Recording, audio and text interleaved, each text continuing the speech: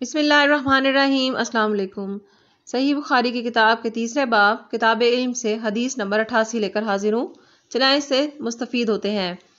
ہم سے ابو الحسن محمد بن مقاتل نے بیان کیا، انہیں عبداللہ نے خبر دی، انہیں عمر بن سعید بن ابی حسین نے خبر دی، ان سے عبداللہ بن ابی ملائکہ نے عقبہ بن حارث کے واسطے سے نقل کیا کہ عقبہ نے ابو احاب بن عزیز کی لڑکی سے نکاح کیا تو ان کے پاس ایک عورت آئی اور کہنے لگی کہ میں نے عقبہ کو اور جس سے اس کا نکاح ہوا ہے اس کو دودھ پلایا ہے، نہ تو نے کبھی مجھے بتایا ہے۔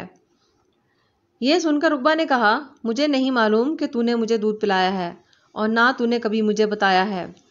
تب عقبہ سوار ہو کر رسول صلی اللہ علیہ وآلہ وسلم کی خدمت میں مدینہ منورہ حاضر ہوئے اور آپ سے اس کے متعلق دریافت کیا تو آپ صلی اللہ علیہ وآلہ وسلم نے فرمایا، کس طرح تم اس لڑکی سے رشتہ رکھو گے، حالانکہ اس کے متعلق یہ کہا گیا۔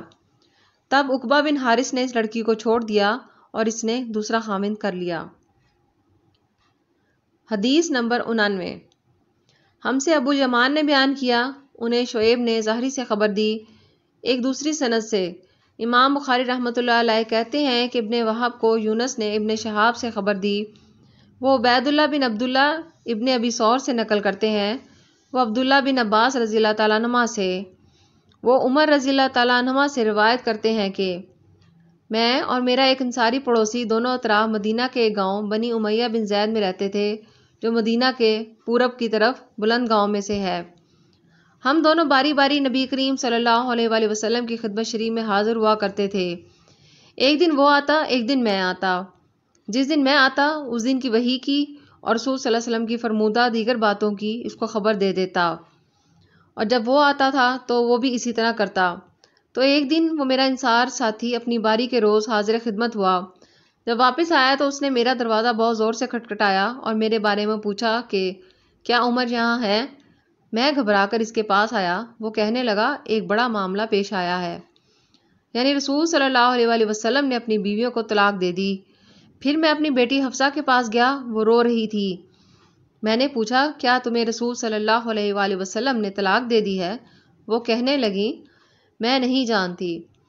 پھر میں نبی کریم صلی اللہ علیہ وآلہ وسلم کی خدمت میں حاضر ہوا۔ میں نے کھڑے کھڑے کہا کہ کیا آپ صلی اللہ علیہ وآلہ وسلم نے اپنی بیویوں کو طلاق دے دی ہے؟ آپ صلی اللہ علیہ وآلہ وسلم نے فرمایا، یہ افواہ غلط ہے۔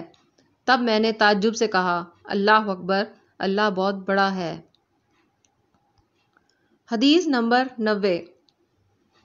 ہم سے محمد بن کثیر نے بیان کیا، انہیں سفیان نے ابو خالد سے خبر دی، وہ قیس بن ابی حازم سے بیان کرتے ہیں، وہ ابو مسعود انصاری رضی اللہ تعالیٰ عنہ سے روایت کرتے ہیں کہ ایک شخص حزم بن ابی کعب نے رسول صلی اللہ علیہ وآلہ وسلم کی خدمت میں آ کر عرض کیا، یا رسول اللہ، فلاں شخص معاذ بن جبل لمبی نماز پڑھاتے ہیں، اس لیے میں جماعت کی نماز میں شریک نہیں ہو سکتا، کیونکہ میں دن بھر اونٹ چڑھانے کی وجہ سے رات کو تھک کر چکنا چور ہو جاتا ہوں اور طویل قرات سننے کی طاقت نہیں رکھتا۔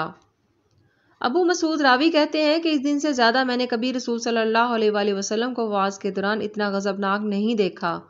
آپ صلی اللہ علیہ وآلہ وسلم نے فرمایا، اے لوگو، تم ایسی شدت اختیار کر کے لوگوں کو دین سے نفرت دلانے لگے ہو۔ سن لو، جو شخص لوگوں کو نماز پڑھائے تو وہ ہلکی پڑھائے، کیونکہ ان میں بیمار، کمزور اور حاجت والے سبھی قسم کے لوگ ہوتے ہیں۔ جزاک اللہ۔